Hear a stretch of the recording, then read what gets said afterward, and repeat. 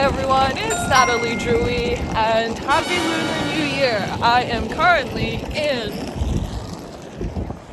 Shenzhen. The Lunar New Year, 新年, is celebrated in various countries in the Far East such as China, North and South Korea, and Vietnam, which still observe the lunar calendar. In China, it is also known as the Spring Festival, 春节, because the Chinese consider that this event heralds the beginning of spring.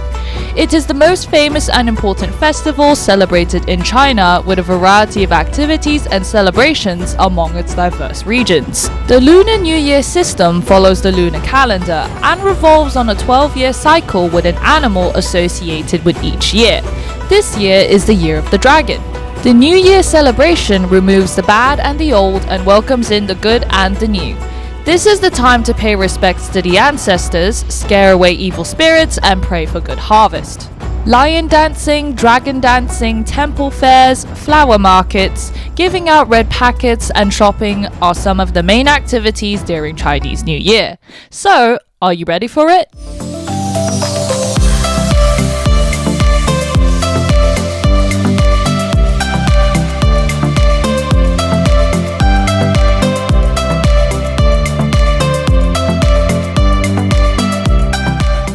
The New Year is an important family reunion occasion like America's Thanksgiving, Europe's Christmas, and Mexico's Dia de Muertos. So those who are working or living far away from their hometowns will return home prior to the holiday. For me, I had school on Chinese New Year's Eve, so I had to rush back by MTR to Luohu through the borders to China. In China, this is known as 春运, which literally means the spring move. Tens of millions of people travel back to their hometown at this time. Before Chinese New Year, people will clean their houses to get rid of dirt, rubbish, and unwanted items. They will decorate their houses with red couplets, lanterns, new flower pots, and furniture, and will buy food for the Chinese New Year's Eve dinner.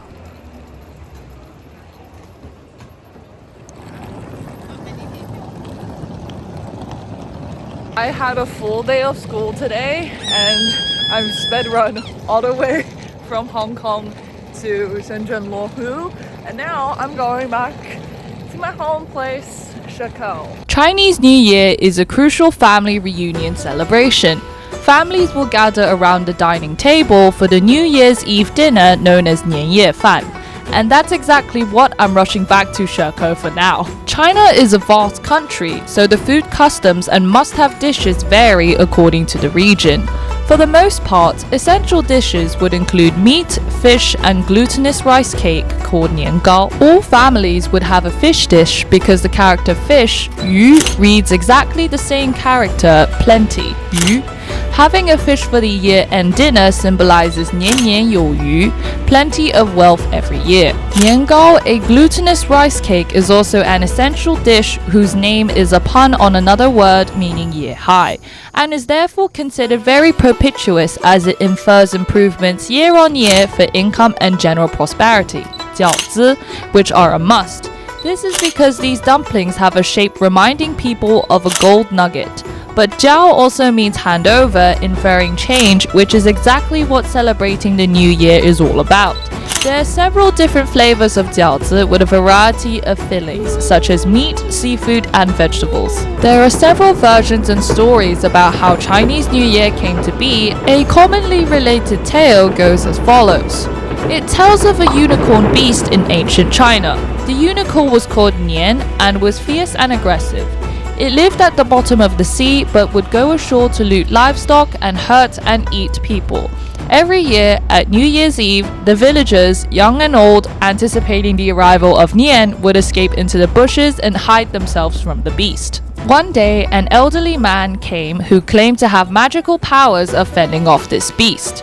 So one night, when the beast appeared again, intending to loot the village, firecrackers suddenly went off from nowhere, which were explosive and noisy. Then came the elder in a red robe, laughing out at the beast. Seeing the old man and hearing the loud noises, the beast became frightened and fled.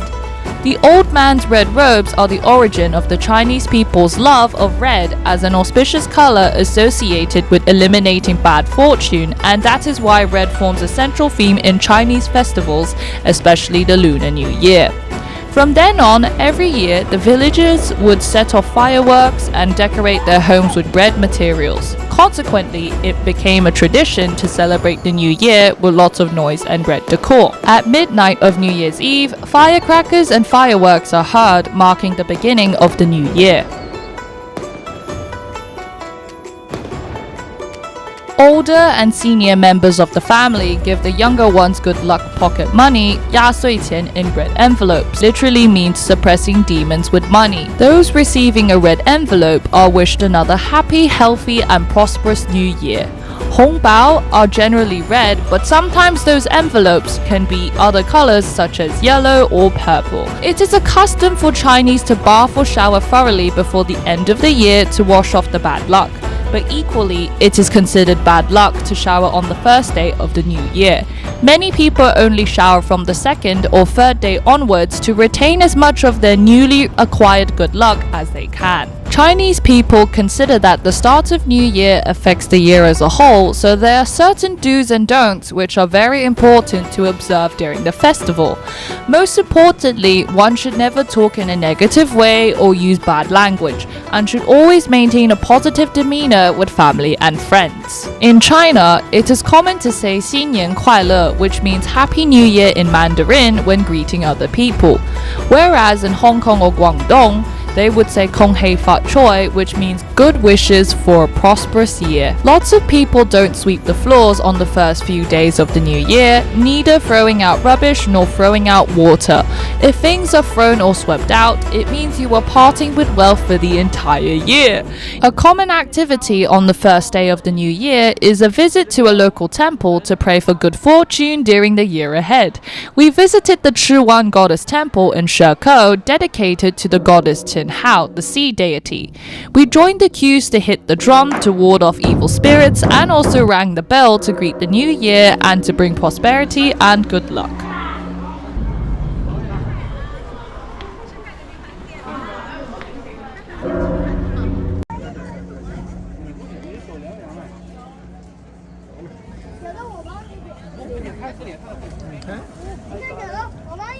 Incense.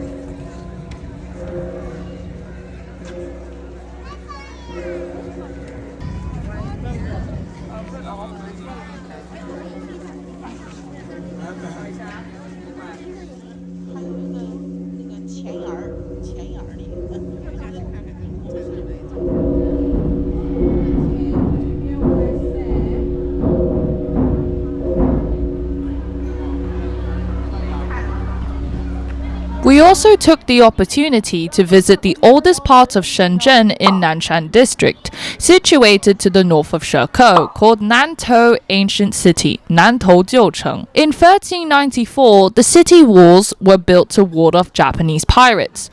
Walking through the main gate, you quickly understand how well the city walls were built and how thick they were. It is good to see how much care has been taken in preserving the remains of the old city.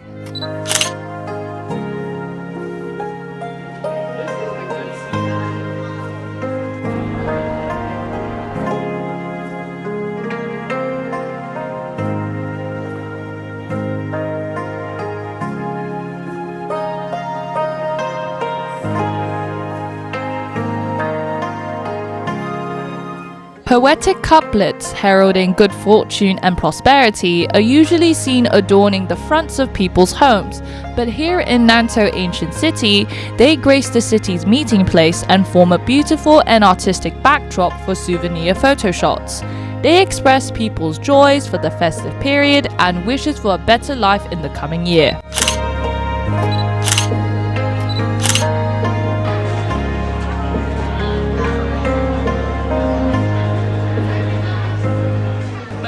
Milk tea, one of the must-try beverages at Nataliedrewy.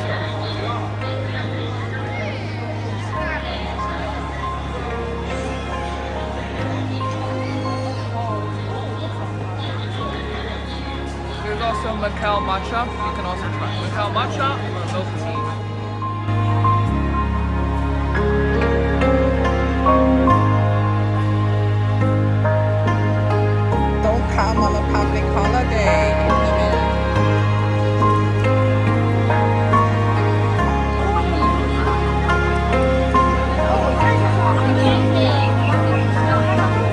moved onto a more cosmopolitan venue, Sam's Club. Shopping is a very popular activity at New Year, when people seek to acquire new things, especially clothes and accessories. Sam's is basically a cross-border e-commerce area where you can get great products at great value. Their slogan, not mine.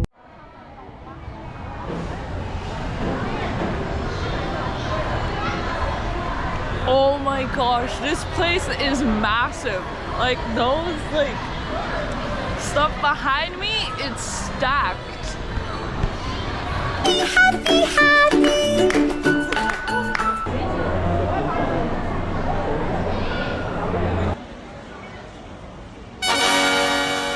This is what we got.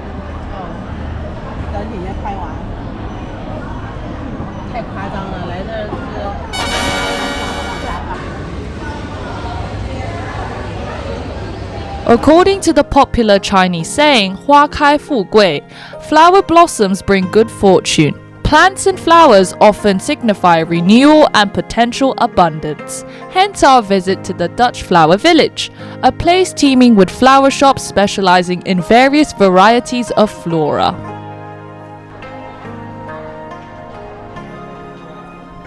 The Phalamphonosus orchid is a particularly desirable flower because it represents fertility, prosperity, beauty, and symbolizes family unity. The chrysanthemum is also a very symbolic flower for Chinese, as they are associated with resilience and longevity. The Dutch village shows off many varieties and is well worth a visit.